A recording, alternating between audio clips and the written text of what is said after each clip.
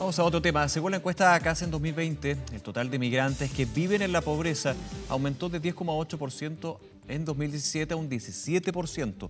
Si hablamos de pueblos originarios, la tendencia es a la baja, ya que pasó de 14,5% a 13,2%. Analizamos estos resultados, el contexto también en nuestro país, con el director social del Hogar de Cristo, Pablo Egenao. Pablo, como siempre, muchas gracias por estos minutos. ¿Qué tal? Hola Nicolás, buenos días. Muy buenos días. Otro dato, y quizás fue de estos primeros resultados que se entregan de la encuesta de caracterización socioeconómica, es que la pobreza y la pobreza extrema crecen de una manera relevante, y eso más allá del número son familias que llegan a la pobreza y que no estaban y no eran pobres, y por sobre todo de que se quiebra la tendencia de que esto estaba a la baja. Y aquí hay un efecto pandémico que es bastante obvio, pero también algo que se viene arrastrando hace tiempo. ¿Cómo lo evalúas tú con tu experiencia y con también el trabajo en terreno que tienen constantemente el Hogar de Cristo? Bueno, Nicolás, tú lo planteabas recién. Tal vez la principal preocupación es que pasamos de tener 412.000 personas en Chile en pobreza extrema a tener 831.000 personas en pobreza extrema. O sea, este crecimiento se explica fundamentalmente en el porcentaje más pobre de nuestro país. Y eso es gravísimo. Pasamos en términos generales de pobreza de tener 1.500.000 personas a tener 2.112.000. Lo importante también acá es que, dadas las restricciones de la pandemia, la metodología utilizada para obtener los datos CACEN tuvo que modificarse de presencial a telefónica, y eso implicó hacer algunos cambios en términos de que ya no vamos a poder contar, por lo menos en esta evaluación, de la evaluación de la pobreza multidimensional, que es fundamental. Nosotros ya desde el año 2013 en Chile entendimos que solamente la medición de la pobreza por ingreso era un indicador insuficiente para dar cuenta de la diversidad, del complejo de la vivencia de la pobreza. Y se abrió, ¿cierto?, hacia la multidimensionalidad que tiene que ver con educación, con salud, con vivienda, trabajo, redes y entorno social. Cuando uno miraba los dos fenómenos, teníamos, por ejemplo, en la CACEN del 2017, pobreza por ingreso de un 8,6, pero pobreza multidimensional de un 20,6. Claro. Son dos fenómenos completamente distintos. Por lo tanto, hoy día podemos hipotetizar, dado que no tenemos los datos, debido a las restricciones que implicó la pandemia, en que probablemente hoy día estamos con una pobreza multidimensional de cercana al 30%. Claro. Eso implica que estamos hablando de 6 millones de personas en el país, Nicolás, que tienen algún nivel de restricción, de dificultad, de impedimento para el logro pleno de su desarrollo. Pero lo más importante es lo que mencionaste tú.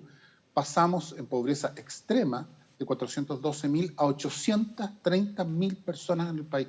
Pablo, y ese es un tema que es gravísimo. Para quienes nos ven, definamos qué es pobreza extrema. ¿Cómo se entiende?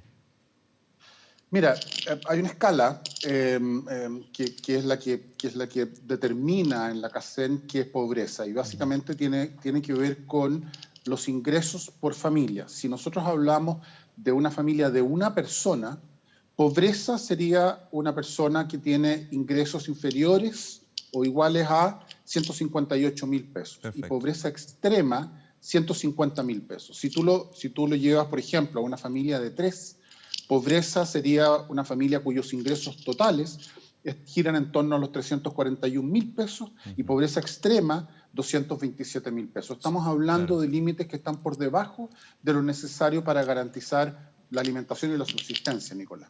Claro, así de grave y así de crítico es. Y solamente, y vuelvo al punto que es clave lo que tú dices, considerando la pobreza por ingreso, porque por la situación de la pandemia la medición te obliga solamente a verlo por esto, por ingreso, y no la multidimensional, que como hemos aprendido todos, nos va mostrando una pobreza que está bastante más escondida, invisible, que por ingreso puede que la persona y la familia no sea pobre, pero finalmente no tiene ni servicios básicos, muchas veces una vivienda inadecuada, ese tipo de elementos. Y que afecta la vida de manera dramática. Claro. O sea, es que precisamente por eso estuvo durante tantos años esta demanda, particularmente de organizaciones de la sociedad civil que trabajábamos en estos temas hacia los gobiernos, para que se implementara una medición mucho más compleja de la pobreza. Porque a lo mejor un indicador de pobreza, si tú ganas en vez de 158, 160.000 pesos, o sea, 2.000 pesos más, ya no eres pobre, desde el punto de vista de la medición de ingresos. Pero si yo voy a tu realidad personal o familiar y me encuentro con una serie de dificultades en tu vínculo con la salud, con la educación, con el trabajo, en fin, con la vivienda, nos vamos a encontrar que eventualmente puedes estar en una condición mucho más precarizada que una persona que gana 5.000 pesos menos que tú. Y por eso que la multidimensionalidad es tan importante y trascendente, y en particular en determinados momentos de la etapa del desarrollo vital, en la infancia propiamente tal y en la vejez, que es donde las fragilidades se muestran con mayor importancia. Si tú me dices, mira, hoy día, con la encuesta 2020, en el tramo etario de 0 a 17 años, Nicolás, nosotros en 2017 teníamos en pobreza total 577.000 niños, niñas y adolescentes. Hoy día, el 2020, pasamos a 703.000. O sea, la pobreza se explica fundamentalmente en el mundo de las mujeres y de los niños, que son las poblaciones evidentemente más frágiles, y este es un fenómeno mundial. Sí, claro. Si tú miras la precarización del trabajo, que fue lo que básicamente explica la gran diferencia que se produce en el índice 2020, para que la gente vea, entienda, el índice 2020 es aquí el índice que lo que hace es un índice de desigualdad que compara los ingresos, la relación entre los ingresos del 20% de mayores ingresos con el 20% de menores ingresos. Nosotros teníamos, pasamos en el índice 2020, la encuesta que hacen del 2020, a un 23,8%. Eso significa que los ingresos autónomos del 20% Pablo, más rico son 23 veces mayores que los del 20% más pobre.